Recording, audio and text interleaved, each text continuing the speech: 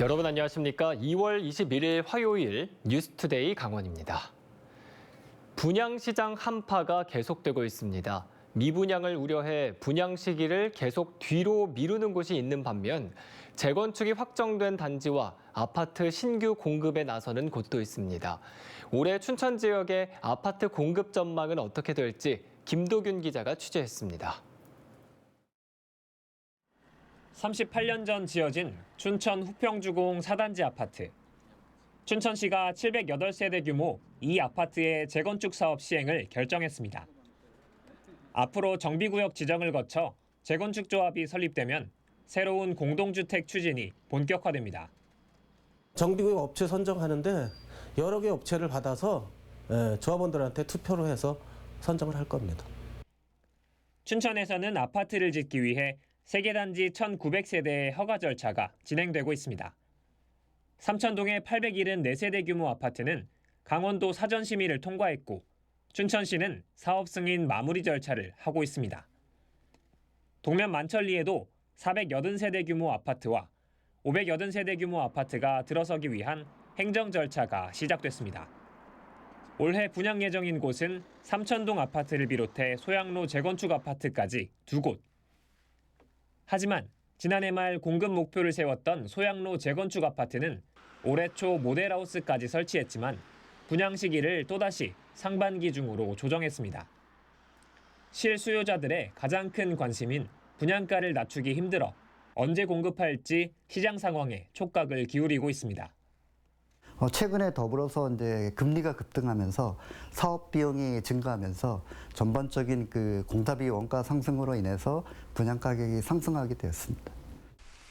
매매가는 계속 떨어지고 있는데 분양가만 오르는 아파트값 엇박자에 청약 당첨이 돼도 프리미엄 대신 이자도 못 건질 수 있다는 불확실성이 높아진 분양시장.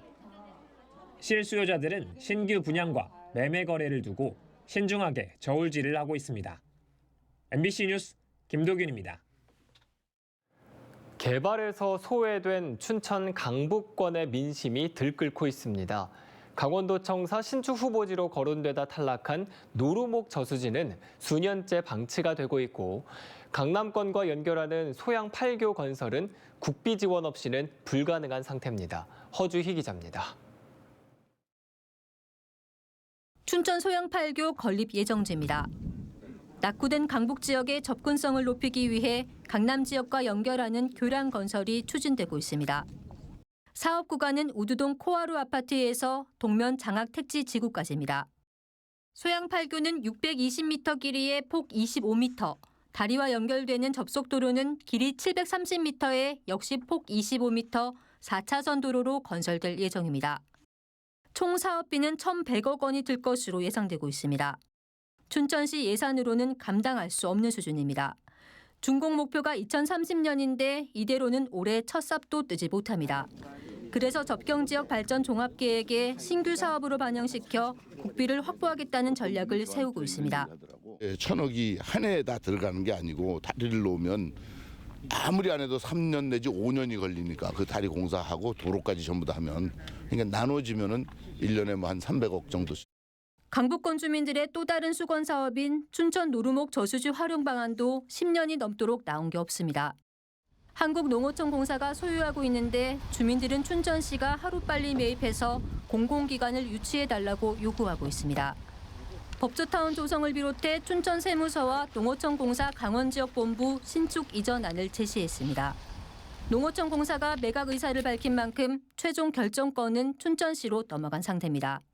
다소 시간은 걸리겠지만은 시가 지역 정기하고 협의해서 최대한 그런 시간들을 단축하고자 노력하겠습니다. 육동환 춘천시장과 한규호 국회의원이 공조하기로 하면서 춘천 강북권 개발이 새로운 전환점을 맞고 있지만 실제 착수까지는 상당한 시일이 걸릴 전망입니다. MBC 뉴스 허주입니다. 자전거를 타고 다리를 건너다가 다리에서 떨어져 하반신을 영영 못 쓰게 됐다면 이는 누구의 책임일까요? 법원은 다리를 관리하는 지자체에도 안전상 책임이 있다고 인정하고 해당 시민에게 1억 원을 배상하라고 판결했습니다. 황구선 기자의 보도입니다. 평소 시민들이 많이 이용하는 원주천 둔치 산책로. 하천 양옆으로 펼쳐진 자전거 도로를 작은 다리 하나가 연결하고 있습니다. 이 때문에 자전거 동호인들은 이 다리를 자전거 도로의 일부라고 생각하면서도 자전거를 타고 다니기엔 위험해 안전정비가 시급하다고 말합니다. 자전거를 타고 가는데 조금 이제 불편하죠. 줄이라 약하기 때문에 그쪽 기울어지면 그냥 추락할 수밖에 없어요. 3년 전 자전거를 타고 이 다리를 건너던 66살 노모 씨는 평생 불구의 신세가 됐습니다. 당시 노 씨는 자전거를 타고 다리를 건너려다 입구에 있는 방지턱에 걸려 넘어지면서 왼쪽으로 추락했습니다. 이 사고로 하반신 마비 진단을 받은 노 씨는 자전거 도로를 관리하는 원주시가 규정된 난간과 경사로 설치 기준을 지키지 않았다며 시를 상대로 손해배상 소송을 제기했습니다. 안전시설 미적이죠, 뭐. 그런 사람은 목숨만 살아있어요. 법원은 원주시의 안전관리 책임이 있다며 노 씨의 손을 들어줬습니다. 주변 자전거 도로를 따라 주행해온 자전거 이용객들이 자전거를 탄 상태로 다리를 건널 가능성이 충분한데도 위험 안내 표지가 없었고 경사도 급해 상당한 위험 요인이 된다고 판단했습니다. 그러면서 노 씨의 치료비와 가족들의 간호 비용, 또 사고를 당하지 않았다면 올렸을 소득 등 9,800만 원을 원주시가 배상하고 가족 3명에게도 1,100만 원의 위자료를 지급하라고 판결했습니다. 원주시가 관리하는 영조물의 관리 책임을 인정한 것으로서 원주시가 좀 더 철저하게 안전관리를 해야 된다는 취지입니다. 다만 법원은 해당 다리가 자전거 도로의 일부라고 볼 수 없다며 원주시의 책임 범위를 좁혔습니다. 노 씨가 항소를 검토하고 있는 가운데 많은 시민들이 해당 다리를 자전거 도로로 인식하고 있는 만큼 또 다른 쟁점이 될 가능성이 있습니다. 지난 2021년 지정면에서도 인도를 걷다 배수로에 빠져 골절상을 입은 한 시민에게 원주시가 도로 부실관리 책임으로 위로금 300만 원을 지급한 바 있습니다. MBC 뉴스 황구선입니다. 지난주 동해안 지역에 최고 30cm 가까운 폭설이 쏟아졌지만 불과 닷새 만에 건조특보가 다시 내려졌습니다. 산간이 빠르게 건조해지면서 산불 발생을 다시 걱정해야 할 처지입니다. 이하라 기자가 보도합니다. 강릉시 성남동의 야산. 지난주 내렸던 눈은 거의 다 녹고 마른 나뭇잎으로 뒤덮였습니다. 산길을 걸을 때마다 바스락 소리가 납니다. 불과 닷새 전에 30cm에 육박하는 폭설이 내렸다고 믿기 어려울 만큼 낙엽이 바싹 마른 모습입니다. 지난 12일부터 나흘 연속 눈비가 이어졌던 강원 동해안에는 30mm 안팎의 강수량이 기록됐지만 비구름이 거친 뒤 낮 최고 기온 10도를 웃도는 포근한 날씨에 순간 초속 20m 안팎의 강한 바람까지 불면서 대기는 다시 건조해졌습니다. 기상청은 강원 산지와 동해안 6개 시군 그리고 정선 지역에 건조주의보를 발효했습니다. 건조주의보는 이틀 이상 목재 등의 건조도가 35%를 밑돌 것으로 예상될 때 내려지는데 올해 들어 강원 동해안에는 3일 중 이틀꼴로 건조특보가 계속되고 있습니다. 강하고 건조한 서풍, 양간지풍과 바다에서 따뜻한 해풍이 불어오는 지형의 영향이 큽니다. 지형적 효과로 인해 더욱 건조해졌고 시료 습도가 35% 이하로 낮은 날, 즉 대기가 건조한 날이 평년보다 많이 발생하였습니다. 가파른 지형은 산불 확산 속도와 산불 강도도 높입니다. 동해안 지역은 대부분 평균 경사도 20도 이상의 급경사지로 이루어져 있기 때문에 산불이 발생했을 경우 높은 산불 강도를 나타내는 특징을 지니고 있습니다. 고온 현상과 건조 일수가 늘면서 산림청은 겨울철에도 산불 상황실을 운영하는 등 바짝 긴장하고 있습니다. 산불 진화 헬기 담수지 66개소에 대해서는 동절기에는 결빙 방지 장치를 설치하고 갈수기에는 굴착 작업을 실시를 해서 헬기 용수를 차질 없이 확보해 나갑니다. 2월과 3월은 대형 산불 발생 확률이 가장 높은 시기. 지난해 열흘 동안 서울 면적의 3분의 1에 달하는 숲을 집어삼켰던 울진 삼척 산불도 3월 초에 발생했던 만큼 지속적인 산불 경계가 필요합니다. MBC 뉴스 이하라입니다. 지난해 3월 동해안에서 발생한 대형 산불이 연안 어장에 미친 영향은 거의 없는 것으로 나타났습니다. 국립수산과학원 동해수산연구소가 지난해 울진 삼척 산불과 강릉 동해 산불로 인한 피해가 예상된 하천 8곳과 연안 8곳, 마을 어장 4곳 등에서 수질 환경과 저서 생태계, 수산 자원 등을 조사한 결과 기준에 적합하고 연소로 발생한 유기화합물의 영향도 거의 없었다고 밝혔습니다. 산불재는 강한 알칼리성을 띠고 산불 진화용 소화약제도 질소, 인성분이 포함됐지만 해역에 영향을 미칠 정도는 아니었다고 설명했습니다. 최근 튀르키예 시리아 강진 피해로 내진 설비에 대한 관심이 높아졌지만 강원도 내 내진 설계 건축물은 11%를 겨우 넘어섰습니다. 국토교통부에 따르면 지난해 6월 기준 강원도 내 내진 설비 적용 대상 건축물 35만 2천여 동 가운데 내진 성능을 갖춘 건축물은 7만여 동으로 내진율 11.6%에 불과해 전국 17개 시도 중 14번째에 머물렀습니다. 한편 정부와 지자체 지원으로 내진 설비를 꾸준히 진행해온 강원도 내 공공건축물 내진율은 21%로 민간 건축물 11.1%보다 상대적으로 높았습니다. 강원도 선거관리위원회가 오늘부터 이틀 동안 전구 동시조합장 선거 후보자 등록 신청을 받습니다. 이번 조합장 선거에서는 도내 농협 79곳과 수협 9곳, 산림조합 15곳의 대표자를 다음 달 8일 조합원들의 투표를 통해 선출하게 됩니다. 등록을 마친 후보자는 23일부터 선거일 전날까지 선거운동을 할 수 있습니다. 후보자들의 정보는 동시조합장 선거 통계 시스템을 통해 공개될 예정입니다.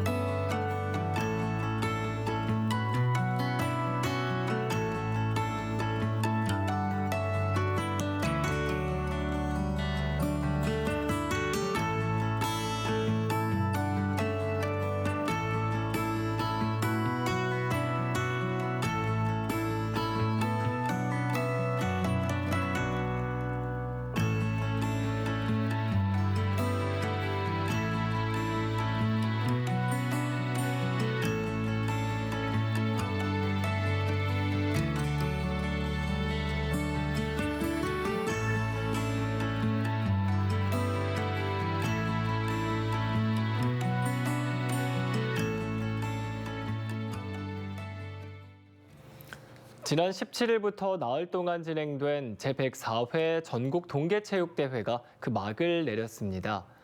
강원도 선수단은 금메달 36개, 은메달 46개, 동메달 47개를 차지하면서 종합점수 863점을 기록했습니다. 종합 2위를 목표로 했지만 929점을 기록한 서울에 밀려 3위에 그쳤습니다. 김선규 선수와 김우석 선수가 크로스컨트리 종목에서 4관왕을 차지했고 알파인 스키 정동현 선수, 바이애슬론 천윤필 선수가 3관왕을 차지하면서 설상 종목에서 선전했습니다. 태백시의 스포츠재단 설립에 대해 대한체육회가 불이익을 주겠다며 반대 입장을 밝혔습니다. 이기흥 대한체육회장은 지난 18일 한백산 태백선수촌에서 태백시 체육회 관계자들과 간담회를 갖고 양국은에 이은 태백시의 스포츠재단 설립은 지자체장의 정치적 관여를 배제한 국민체육진흥법 위반이라며 불이익 처분이 가능한 강제 조항을 만들겠다고 밝혔습니다. 태백시는 체육회 중심의 대회 유치가 각종 예산 집행 문제로 큰 규모 대회 유치에 한계가 있다며 태백만의 특색을 갖춘 스포츠 재단을 만들 계획이라고 밝혔습니다. 강원도가 튀르키예 시리아 지진 피해를 지원하기 위해 구호금을 전달합니다. 강원도는 예비비에서 구호금 10만 달러, 1억 2천만 원과 공무원 성금으로 8천 달러, 1천만 원을 모아 사회복지 공동모금회에 전달할 계획입니다. 강원도는 튀르키예는 한국전쟁 당시 유엔군에서 네 번째로 많은 15,000명의 병력을 파병해 대한민국을 지켜준 형제 국가라며 구호금은 튀르키예 국민을 위한 구호품 지원과 피해 지역 재건 사업에 쓰일 예정입니다. 북부지방산림청은 고로쇠 수액 무상양여 마을을 대상으로 3월 한 달간 수액 채취 현장을 점검합니다. 점검은 고로쇠 수액을 위생적이고 안전하게 채취하도록 수액 채취 허가지 안내판 설치와 호스, 집수통 등 고로쇠 수액 생산 보관 시설의 소독과 관리 상태, 수액 판매 용기 표시 기준 준수 등을 중점 점검합니다. 북부지방산림청은 올해 26개 마을에 11만 리터의 수액 채취권을 넘겨줬습니다. 초, 중학교 신입생 학부모들의 궁금증 해소를 위해 온라인 예비 소집이 중계됩니다. 강원도교육청은 유튜브 채널 학기요TV에서 초, 중학교 선생님들이 직접 출연하는 학교 생활 적응을 위한 정보를 제공합니다. 오늘 진행되는 초등학교 편에서는 초등 1학년 학습과 평가, 친구 관계와 기초생활 습관 등을 안내하고 내일 진행되는 중학교 편에서는 달라지는 학교 생활, 자유학년제, 평가와 과목별 학습법 등을 안내합니다. 강원도 일자리 재단과 중소벤처기업진흥공단 글로벌 리더십 연수원은 여성의 경제활동 활성화를 위한 창업 교육을 2차례 진행합니다. 이번 교육은 여성 예비 창업자와 초기 창업자를 대상으로 스마트 스토어 개설과 상품 등록 실습 등 온라인 창업 지원과 필수 세금 신고와 자금 조달 전략 등 창업가 역량 강화 2개의 온라인 과정을 3월 20일부터 28일까지 진행합니다. 교육 수강 희망 여성은 오는 3월 7일까지 강원 일자리 정보망에서 신청할 수 있습니다. 한국산림복지진흥원 소속 국립춘천숲체원은 청소년을 대상으로 산림 관련 직업군에 대해 알아보는 진로 캠프 참가자를 모집합니다. 이번 캠프는 중고등학생을 대상으로 진행되며 오리엔티어링 기반 활동으로 산림과 관련한 직업을 탐색하고 산림 레포츠를 알아보는 잡다한 산림 레포츠와 어드벤처 모험숲, 목재를 활용한 산림 레포츠 등의 프로그램으로 구성됐습니다. 신청은 국립춘천숲체원 누리집에서 청소년 진로 캠프 안내를 확인한 뒤 안내 전화로 접수하면 됩니다. 철원구는 다음 달 3월부터 옛 노동당사 보수정비 공사를 시작합니다. 노동당사 보수정비 공사는 국비 14억 원을 지원받아 추진합니다. 철원의 대표 국가등록 문화재인 철원 노동당사는 1946년에 건축됐는데 벽체 미장이 떨어져 나가는 등 전면적인 보수가 필요합니다. 철원구는 정밀 안전 진단 결과에 따라 일부 구조 보강 공사와 함께 보수 보존 처리 공사를 내년 11월까지 진행할 예정입니다. 춘천시가 노후경유차 폐차 지원 대상을 확대합니다. 올해 지원 대상은 매연 저감장치 미부착 4등급 경유 차량을 비롯해 지게체와 굴착기 등 건설 기계로 오는 23일부터 자동차 배출가스 누리집 홈페이지나 등기 우편으로 신청하면 됩니다.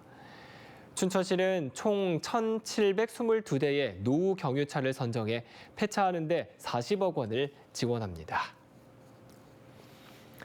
시민들의 자발적인 교육 봉사로 운영되는 세움 야간학교가 국민 추천 포상 국무총리 표창을 받았습니다. 세움 야간학교는 1986년 연세대 원주의과대 학생과 원주 세브란스 기독병원 교직원, 감리교회 목사 등이 설립해 올해로 36년째 운영되고 있으며 배움의 시기를 놓친 사람들이 검정고시를 응시할 수 있도록 도와서 200여 명의 졸업생을 배출했습니다. 국민 추천 포상은 국민들로부터 나눔과 봉사를 실천하고 있는 숨은 공로자를 추천받아 포상하는 제도로 올해 620건의 추천 중 19건이 최종 선정된 바 있습니다. 홍천군의 유일한 분만 산부인과 병원이 개소식을 갖고 본격적인 운영에 들어갔습니다.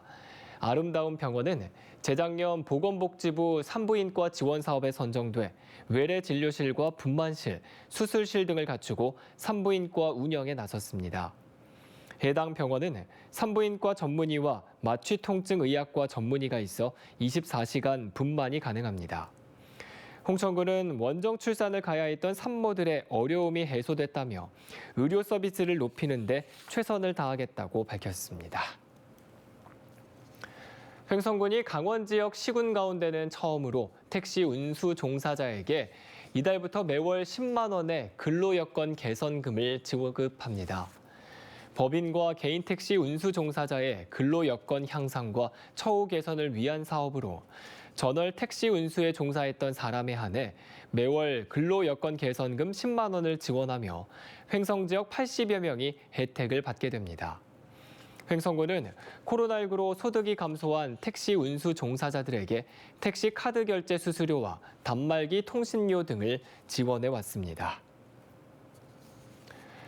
인제군 기린면 주민수건 사업인 기린국민체육센터가 준공됐습니다. 기린면 서리 3회 1회 연면적 3,000제곱미터, 지하 1층에서 지상 2층 규모로 들어섰습니다. 이상으로 뉴스투데이 강원을 마칩니다. 고맙습니다.